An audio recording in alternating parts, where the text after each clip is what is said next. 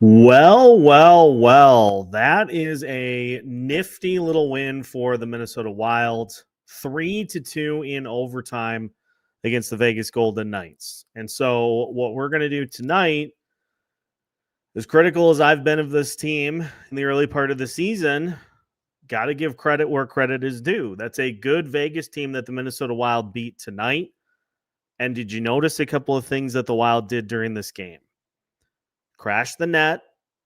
And I didn't call this out specifically in today's earlier episode, but some urgency on the power play in overtime are a couple of good recipes for the Wild to come away with the win.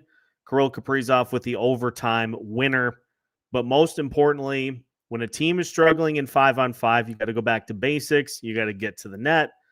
Wild did that twice, and they came away with a win against the Vegas Golden Knights here this evening. So a lot to unpack, some injuries to take a look at as well. Most importantly of all, though, postcast time.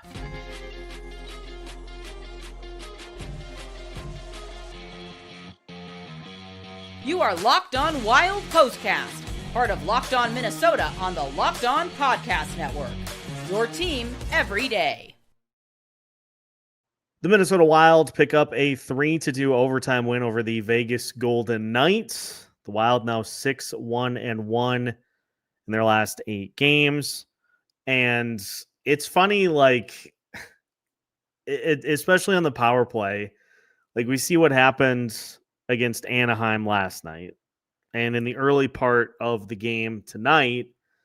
And there just isn't a lot of push.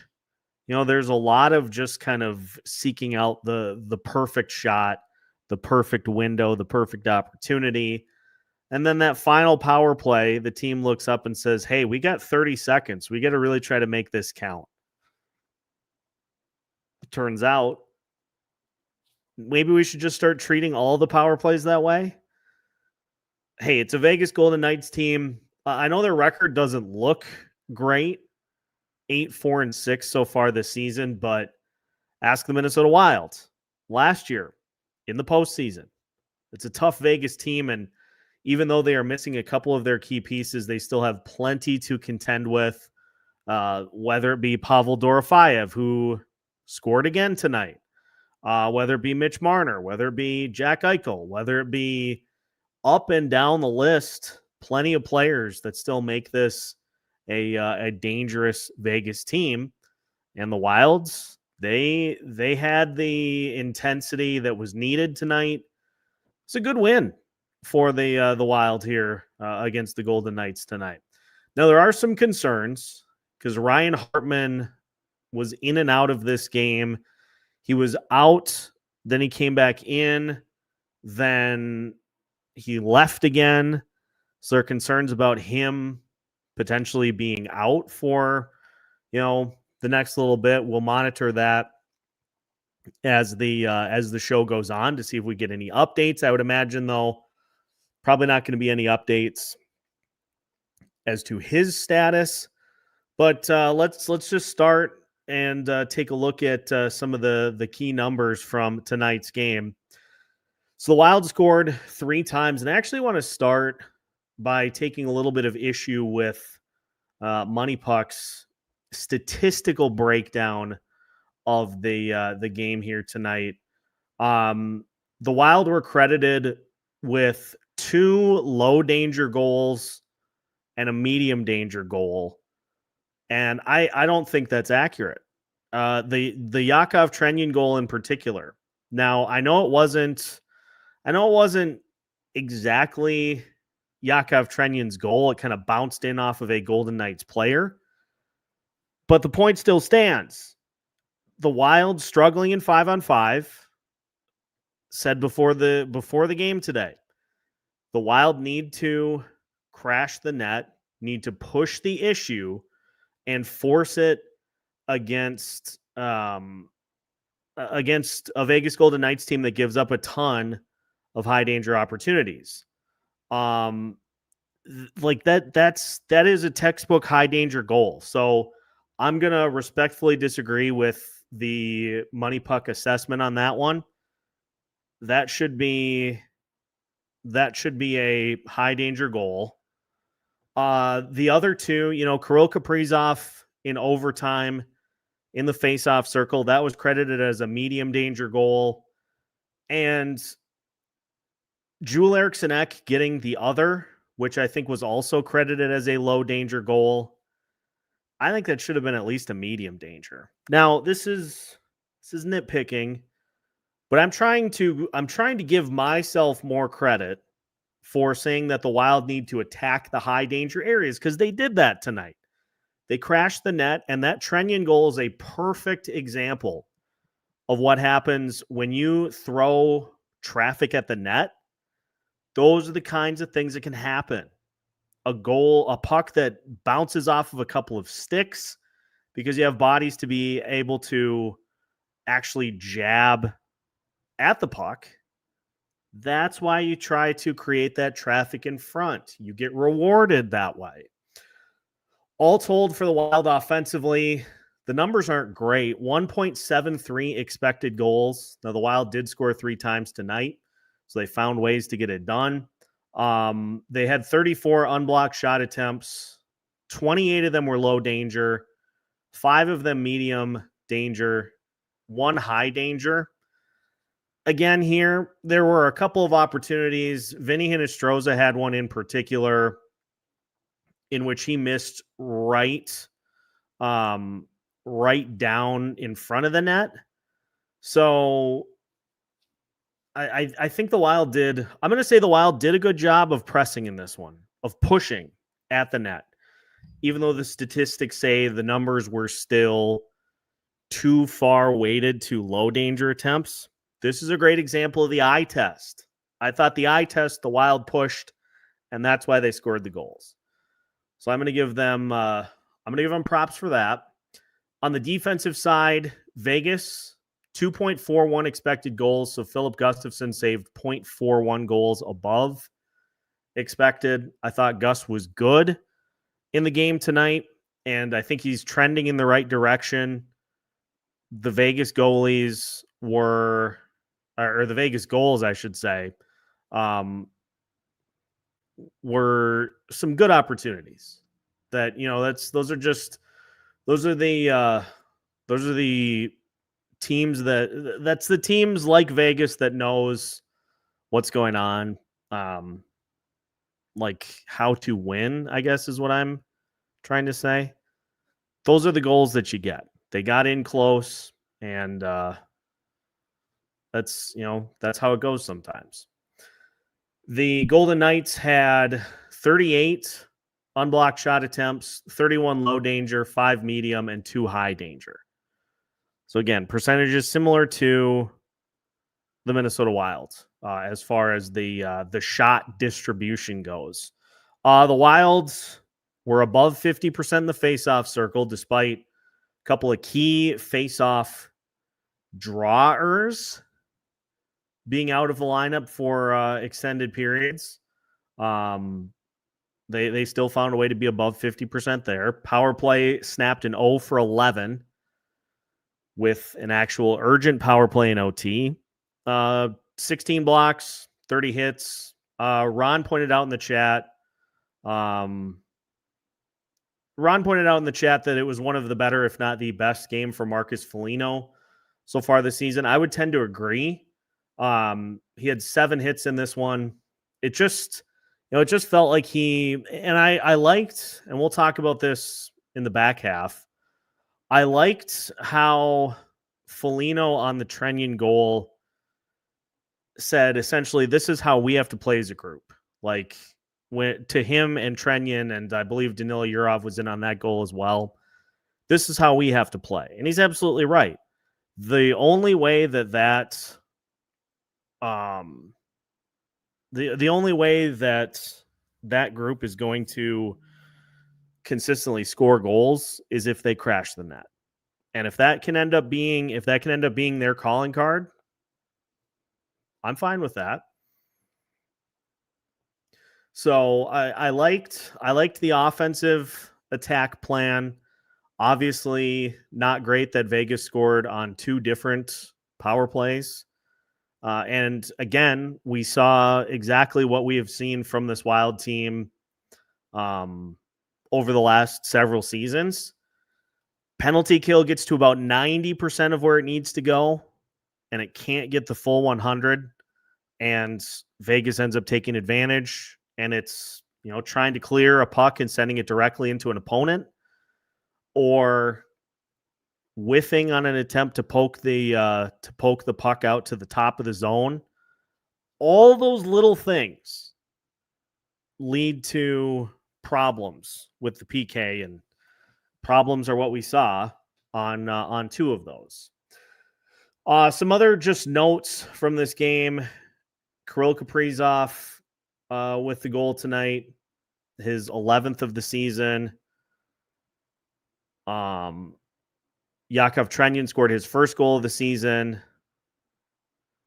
and Eriksson with a goal, his third. His numbers are hopefully starting to trend in the right direction, but this is I think why the early part of the season was so frustrating. Is this sort of recipe just needs to be the standard for this team. And we see, like, you see two games this weekend against the Anaheim Ducks and the Vegas Golden Knights, who are through the first 20 games of the season. They're good teams. I think we're surprised by what we've seen from Anaheim so far. We're not surprised with what we've seen from Vegas. They'll undoubtedly pick it up at some point. But you just, you see stuff like this, and then their next game, you see a lesser effort. Like, the effort needs to be, and the effort's not going to be 100% the whole season. You're not going to have perfect hockey every bit of the season. But the peaks and valleys and the 3-game losing streaks where it just looks atrocious, to then the stretches where you're like, yeah, this team could beat anybody. Like, can we get somewhere in between, as opposed to just hitting the outliers all over the place? Like, that's, I think, the frustrating part, is just for every game that we've seen like this, you have the other games where you just don't do what you need to do. You don't show up and handle your business, and then you end up getting saddled with a loss that you shouldn't have. So that's, I think, where the frustration comes in. But all in all, the defense now, it was mentioned in the chat, 6 straight periods in which the 6 straight periods of 0 5-on-5 goals against. So the defense is doing their job. Goaltending's doing their job. Offense needs to continue to pick it up. That's all there is to it. I've had many nights this season where it just has not been satisfying what we've seen from this team. So I'm perfectly happy to flip it and do the opposite and say, hey, that's a solid win. That's a solid win against a quality opponent. And that's where we're at tonight. So that's a little bit of a look at these statistics. We are going to sneak in a quick break. When we come back, we'll talk about Ryan Hartman and what happened to him throughout the game, as well as taking a look at what's coming up this week. We'll talk about Marcus Foligno's game, all that coming up as we continue our postcast here tonight. The Minnesota Wild win by a score of 3-2 in overtime. More coming up right here on Locked On Wild. Today's edition of Locked On Wild is brought to you by Game Time, folks. The hockey season is officially underway, and nothing beats being in the arena for those opening games. Let's be real, though. Getting tickets can be a total headache. Between waiting in queues, surprise fees, and prices that jump right before checkout, It's easy to get frustrated when all you want to do is cheer on your team. That's where Game Time comes in, the app that gives fans the advantage. It's your ultimate life hack for scoring amazing NHL tickets fast, easy, and stress-free. My favorite part is that you no longer get blindsided by hidden fees. I tell this story about getting tickets for a Minnesota Wild game for the family. We got 5 tickets, and when we got to checkout, my dad said, Did you put in for 6 tickets? And I said, no. I said, I ordered 5. Hidden fees. Game Time doesn't do that to you. So take the guesswork out of buying NHL tickets with Game Time. Download the Game Time app, create an account, and use code LOCKEDONNHL for $20 off your first purchase. Terms apply. That's code LOCKEDONNHL for $20 off. Swipe, tap, ticket, go. Tonight's postcast also brought to you by FanDuel. The NBA is officially back, and there's no better place to get in on the action than FanDuel, the official sports betting partner of the NBA. Even if you miss the start of the game or want to ride the hot hand, FanDuel has live bets on everything from who will score next to fourth quarter comebacks. Plus, you can even combine your live bets into a same-game parlay for a shot at a bigger payout. It keeps the game exciting, especially when your team is making a late push. If you want my advice, Timberwolves and the over, it's always a solid play. And could end up netting you $300 in bonus bets, because right now, FanDuel is giving new customers $300 in bonus bets when your first $5 bet wins. So head to FanDuel.com to sign up and play your game with FanDuel, the official sports betting partner of the NBA. Welcome back to tonight's Locked On Wild postcast as the Minnesota Wild pick out a 3-2 overtime win against the Vegas Golden Knights. We're taking your comments as we take a look at tonight's game. I want to start with this one from Matt. This Wild core is a very mentally fragile team. They can ride their highs and momentum and create a good stretch like they're doing now.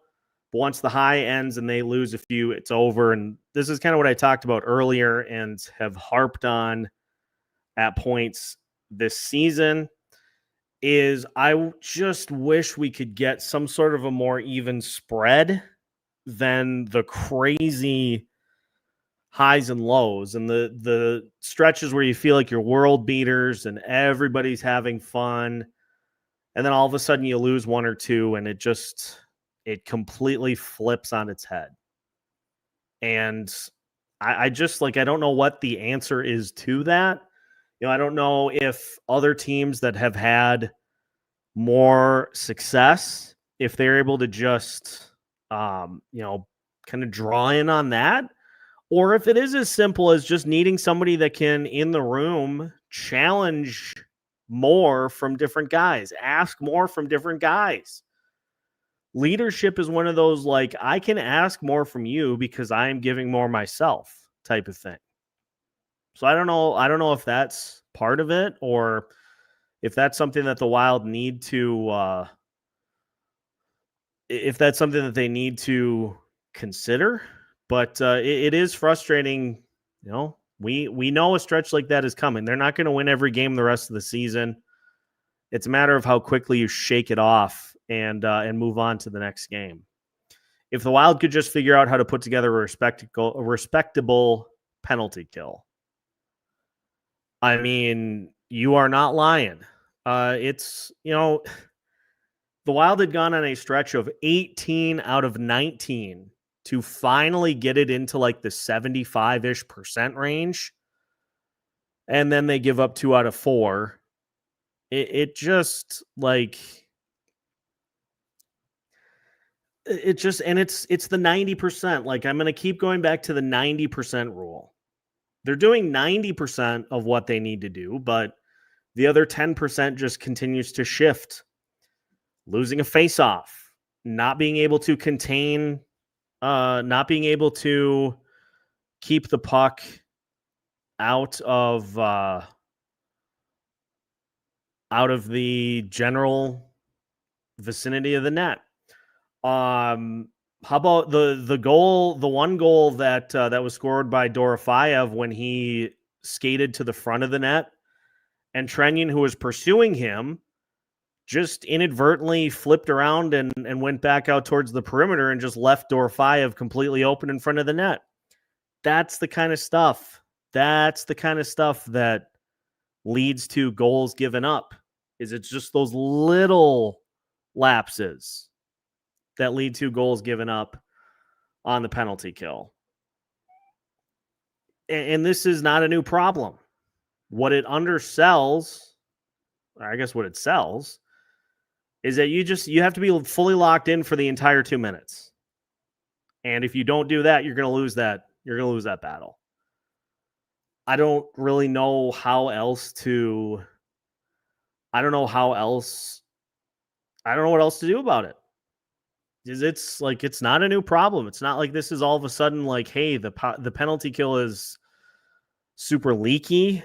Like, this is kind of a concern. It just continues to be an issue that rears its ugly head at various points. Let's go back to Marcus Foligno. Ron is right here. I think this was one of Marcus Foligno's better games, but I think we've kind of seen what that line needs to do. They're not going to be able to score their goals like standard teams would. You have to go to the net. You have to work hard to get those opportunities.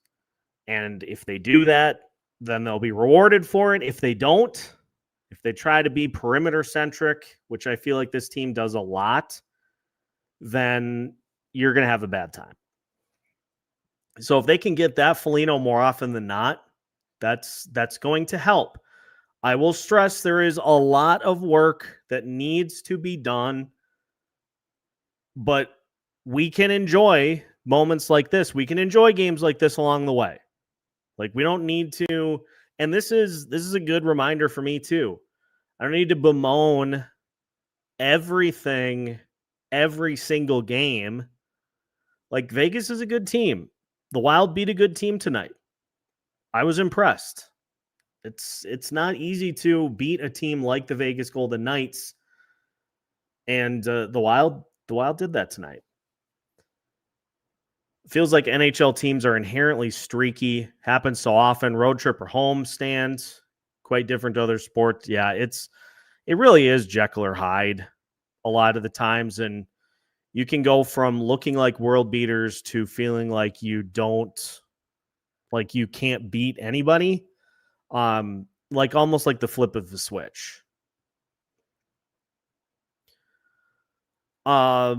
Thought the Wild have been playing the body responsibly the last couple of games. Yeah, that's the other key of it. Fridley Mike is correct. We've seen, I call it punch drunk from this Wild team, where they, to use a boxing analogy, they suffer a shot to the face early on in the game and they get kind of wobbly and they just start trying to violently swing at anything that moves. And then as the game unfolds, you get more worried about that than you do about actually playing hockey. And the other team is able to take full advantage of it. The Wild have been, they have been using the physicality correctly. Early on in the season, they were punch drunk. So that's a nice change in the right direction, but that can't continue. Like, you can't revert back to that at the first sign of trouble. Like, you got to steer the course. The road is going to be bumpy and rocky. You got to continue to steer the course, no matter what happens. TJ's correct here. Secondary scoring tonight. You know, you had the goal from Kirill. You got a goal from Yakov Trenin. You got a goal from Eriksson. I don't really care who it is on a nightly basis.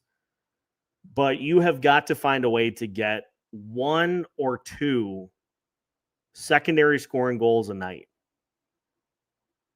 Like let's just do a little experiment here for the next few games. The Wild need to find a way to get 1 or 2 secondary scoring goals on pretty much a nightly basis. So you talk about these keys to games on Wednesday when they play the Carolina Hurricanes. Who else scored? That'll be something that we keep an eye on, in addition to whatever the rest of the keys of the game are that I haven't formulated as of yet. Secondary scoring. This is still a team that is near the bottom, if not the bottom, as far as 5-on-5 goals go. I would venture if there was a category for it, that secondary scoring, they're probably near that. They're probably in that bottom area too. So this is why I say it's okay to enjoy the win. It's nice to enjoy a win for once, but there's still work that needs to be done. Like this is far from a finished product. Ron is right again. Let's see if they can duplicate the effort on Wednesday against the Carolina Hurricanes. Hurricanes are another very quality team, and if you don't have an effort level similar to this, it could get ugly. So, John Hines saying no word on Ryan Hartman as of yet. Hopefully, they're hoping it's not too serious and that having a couple of games off will help. I think the fact that he came in, I think the fact that he came back into the game initially is hopefully a good sign, but we'll see. Who should the Wild start in net? Well, here's what the Wild have coming up this week for games. So they play, and that's a primetime game too. They play the Carolina Hurricanes at 8:30 p.m. on Wednesday. So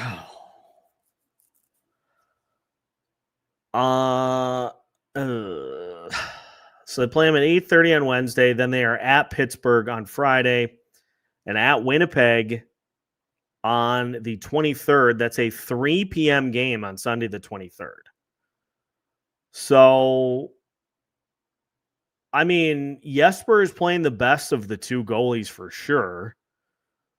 But, it's interesting. It's a good problem to have two goalies that are playing well. I don't know. I'd be fine with either, but I would really like to see Jesper bank some early starts, because as I said in today's episode, it's not going to be all wine and roses for him the whole season. So having a bank of really, really good starts early in the season is a good thing, because then if he runs into a little adversity later in the season, he has something solid to fall back on. Granted, I don't know if he is somebody, at least at this point, that is prone to an extended sort of a slump. I feel like he really just has solid foundational skills. But if he got 2 of those 3 starts this week, I would not be upset in the slightest. I just think for the handful of people that were saying you got to trade Filip Gustavsson right now, like, you need both. You need both goalies. Many teams have one and they have a nondescript backup and are miserable because then you have to play your starter all the way into the ground. We don't need to do that to Jesper yet. Will Filip Gustavsson finish his entire contract in Minnesota? That remains to be seen. But at this point, this season, you ride both. And there will be a point in the season in which Filip Gustavsson will be the hot hand, And I'll say the same thing. Ride Gus right now. But you're going to need both. You will not get through the season by leaning on one over the other entirely. It's an ebb and a flow. It's a give and a take. That's just how she goes. It's like riding in a boat. Rocky waters, waves. You just got to ride it out.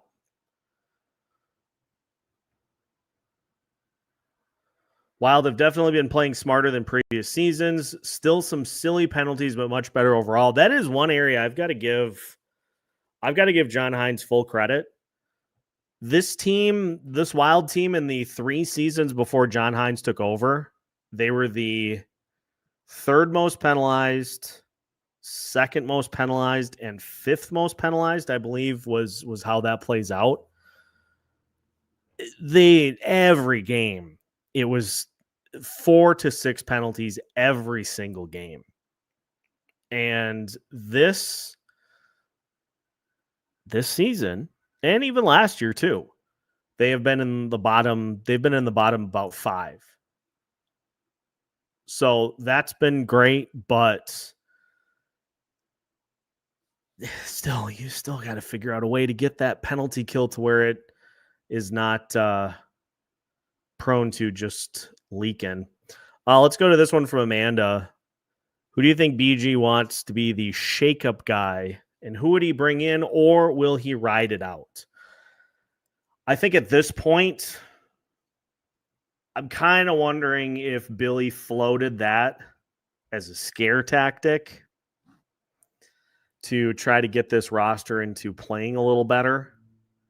Like, you threaten, if your kids don't have as good of grades as you'd like them to, you say, well, if you don't do well on that test, we might have to take away your Game Boy.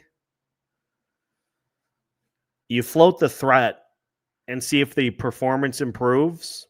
So I think at this point that has probably been walked back. But it wouldn't surprise me at all if this Wild team is in playoff contention, if they take a heavy look at the trade market. It's too early for it's a little too early for trade talks just because of how many teams are still in it. The St. Louis Blues are the only team that I have seen publicly say that they are fielding offers. And that's the only one that I've seen. The Utah Mammoth, who started off scorching hot, now actually have fewer points than the Minnesota Wild, albeit in 2 fewer games. But they're 4-5-1 in their last 10. Winnipeg is 5-5. Teams go through waves. You just have to hope that your wave comes at the right time. And I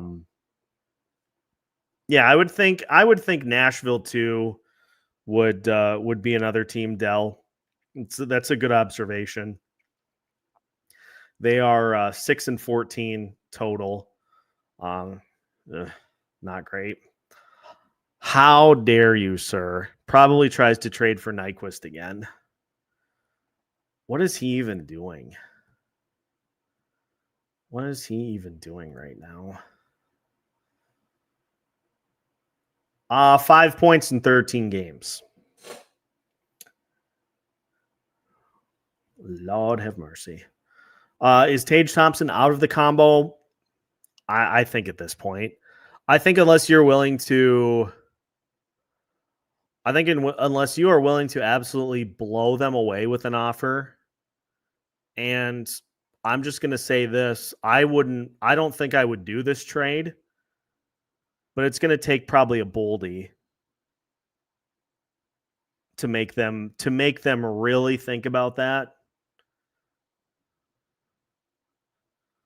And I don't think I do that at this point. I know Tage is a unicorn, but Matt Boldy's not bad himself. So it just depends. It just depends on what happens. They certainly aren't in position to make that move now, but they're in last place in the Atlantic. Maybe Tage gets frustrated. Give it another month. Maybe he gets frustrated and he says, I can't do this. Players are human. Situations change drastically. All it takes is time. With that, folks, I am Dell. I'll look into this for an episode this week. I'll look into the prospects. I was going to circle back to that anyway this week. So we'll take a look at that, but I'm going to sign off for this one. We've got a lot coming at you this week. We're going to talk about what we have seen through the first 20 games of the season for the Minnesota Wilds. We'll take a look at the prospects. We'll do kind of our stock up, stock down on the Minnesota Wild top 10 prospects. So be on the lookout for that coming up this week. We've got power rankings as well. And just something to keep in mind as we get closer to the start of December. We got a major announcement coming for the future of Locked On Wilds. I am not at liberty to discuss anything beyond that, but just keep an eye out for the start of December. Make sure to hit that like button before you head out for the night. Minnesota Wilds come up with a nifty little 3-2 overtime win over the Vegas Golden Knights. We'll catch you for the next episode of Locked On Wild, your team every day, part of the Locked On Podcast Network.